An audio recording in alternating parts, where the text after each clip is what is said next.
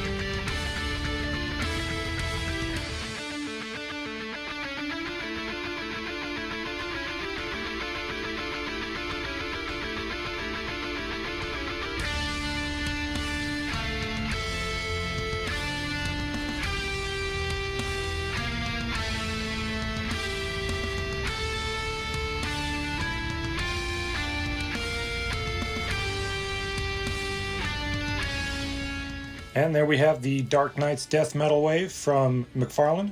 Probably not the last one that they do. Seems to be a pretty popular line because it was a pretty popular series for the comics. And it's a lot better than the previous wave that I opened up, the Batman Last Night on Earth wave, which I ended up being kind of disappointed in the more I thought about it.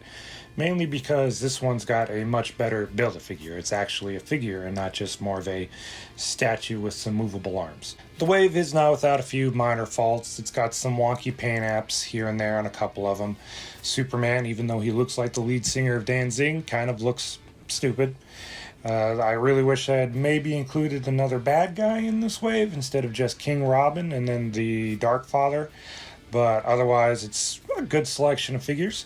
And then also one of the more noticeable differences, because it's on all the card art and the box art, is the tongue on the front of the Batcycle is not present in the final model. And then the other thing is, I'm sure you noticed these Batman are both the exact same Batman. They just, one comes with the scythe, one comes with the guitar. Other than that, they're exactly the same.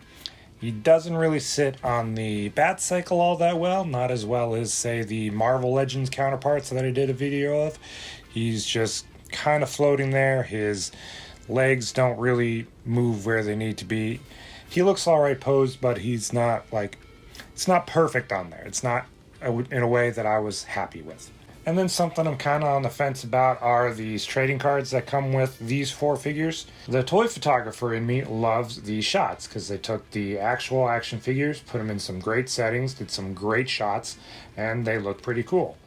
And then there's another part of me that's just like, I kind of wish they had done shots from the comics, like the ones for the Batman and the Batcycle.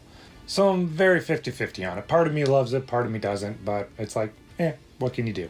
They still look cool, they're still nice little cards, and I like that they're included. Otherwise, even though the paint isn't all that great in a couple spots, the sculpts I think are exceptional. Everything looks really great, wonderful detail. Wonder Woman again is a great figure. I even like the King Robin more than I thought I was going to. I thought it was going to be my least favorite of the whole wave. But once I got him out of the box and messed around with him a little bit, I was very pleasantly surprised, and I actually really like this figure. It's really great. And then again, the Dark Father is a really good Build-A-Figure. It's an action figure. He can move fully. His legs can move, his arms can move, his head can move. The cape doesn't always sit well on him, but otherwise it's a great Build-A-Figure. He's got some great height. He stands decently above everybody else, so I like this one a lot more than the Bane from the Last Night on Earth wave, which I actually ended up getting rid of and selling. And even though he's not officially part of this wave, I still wanted to open up this Batman and the Batcycle just because I've been sitting on it for too long and I wanted to finally get into it.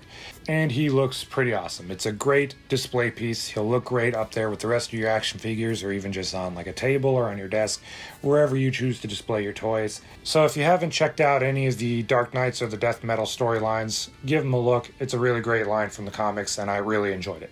Now, for my building video, this is just kind of accidental. I didn't plan it this way, but we've got a Batman set.